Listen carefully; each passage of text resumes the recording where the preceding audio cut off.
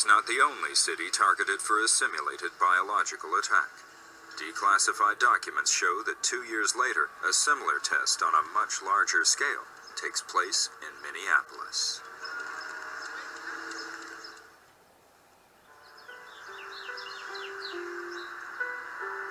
This is the house I grew up in. This is 29th and Clinton. The school is behind me, about a block and a half.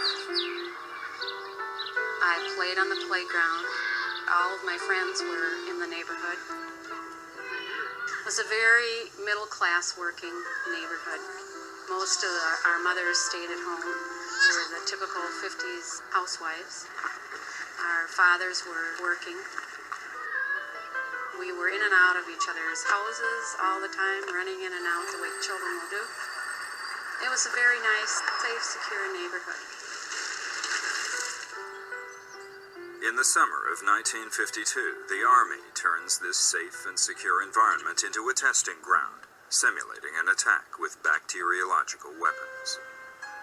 During a 3-month period, from 8 in the morning until midnight, hundreds of military personnel spray clouds of zinc cadmium sulfide over Minneapolis.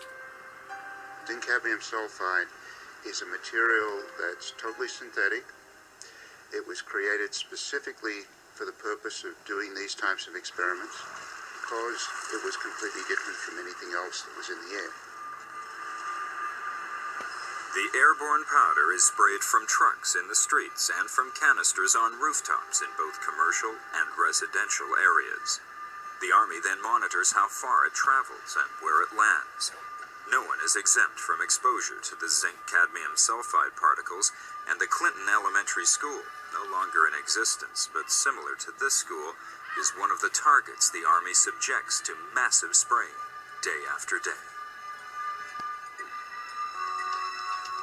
It was a day that many were waiting for, a chance to tell the scientists about health. In 1977, KTCA, a public television station in Minneapolis, breaks the story about the Army test, focusing attention on alleged high rate of health problems at the Clinton School. My first reaction was disbelief. I thought, no, never, this is not true. And I was in denial for many, many months. And during that denial time, I was really determined. I'm going to find out everything about this. She is not alone. Public hearings soon follow. Necessarily the optimal risk assessment.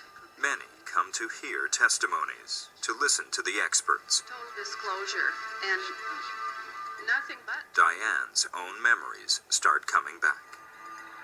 I vividly remember being lined up, going into the music room. There was an older gentleman sitting in a chair with a light wand in his hand, and he was passing this over our bodies on the outside of our clothing. I started contacting my old school pals. I started keeping a list of illnesses. The bottom came for me when I found out that 4 of my pals that lived directly across the street from me on Clinton Avenue had all died of cancer. These are 4 separate families in no way related health-wise. They died within a year of each other back in the early 80s when these people would have been in their 40s. And I thought, well, this doesn't quite seem like a coincidence to me. During her research of declassified documents, Diane finds that Army doctors came back to the Clinton School the following year, 1953. They found a high rate of asthma, respiratory problems, and some cases of pneumonia. A report of the Minnesota Health Department also found that in the same year, the rate of infant mortality in Minneapolis is unusually high.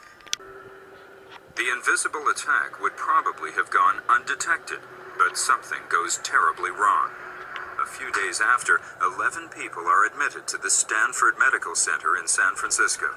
They are all suffering from a severe bacterial infection. One of the patients, Ed Nevin, dies.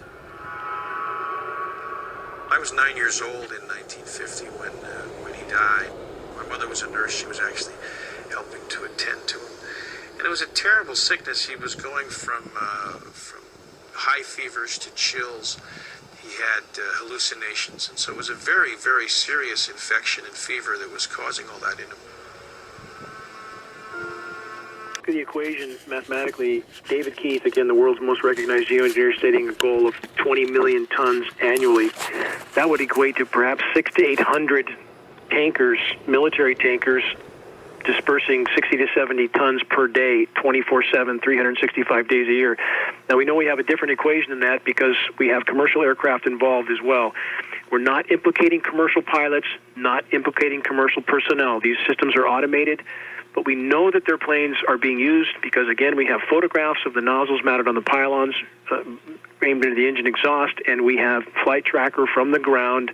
We can monitor these planes. We have them on film, spraying, turning on and off, so they're being used also. So we're talking about an unimaginable amount of materials, George. This is a climate engineering Manhattan project.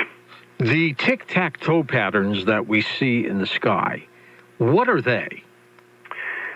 Many people see the X's and other grid-type patterns, and we can speculate on some of that, but it appears, at least in the case of some of the X's that appear, that may be a way for them to more easily track the movement of air currents from satellite imagery. So, again, we can speculate about that, but the fact that these are not condensation trails, they're particulate trails, it's indisputable if we look at all the data, testing, film footage, photographs of nozzles, patents, government documents, et cetera, et cetera. This is absolutely going on. Who's paying for this? The taxpayer? No. I think if we know about the financial system, George, we know that the central bankers can and do print whatever they want. So when the Pentagon is missing officially $8.5 trillion since the late 90s. They can't find it.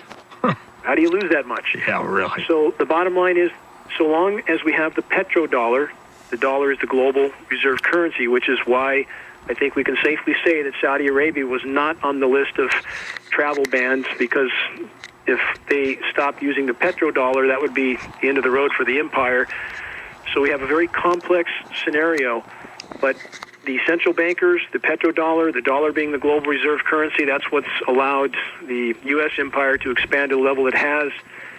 And this is something people need to understand and realize, that the 100 or 700 and something bases abroad that in the 150 plus countries, this is not about freedom and democracy. It's about resources.